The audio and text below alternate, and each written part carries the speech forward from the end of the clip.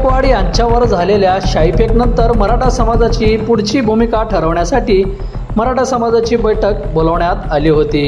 यामध्ये अक्कलकोटच्या श्री स्वामी समर्थ अन्नछत्र मंडळाचे संस्थापक जन्मजयराजे भोसले हे देखील आपल्या समर्थकासह उपस्थित होते।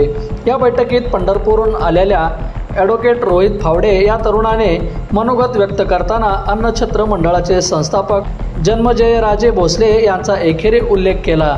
यावेळी ॲडव्होकेट रोहित फावडे याने प्रवीण गायकवाड यांच्यावर हल्ला करणाऱ्या दीपक काटे यांच्या कानात अमोलराजे भोसले काय म्हणाले असा आरोप केला। याच एकेरी उल्लेख आणि आरोपानंतर जन्मजयराजे भोसले आणि अमोलराजे भोसले यांचे समर्थक प्रचंड आक्रमक झाले। आक्रमक समर्थक ॲडव्होकेट रोहित फावडे यांच्या अंगावर धावून गेले। प्रचंड मारहाण या तरुणाला करण्यात आली। यावेळी बैठकीत प्रचंड गोंधळ उडाला आणि बैठकीत उपस्थित समन्वयकांनी सर्वांना शांत करण्याचा प्रयत्न केला।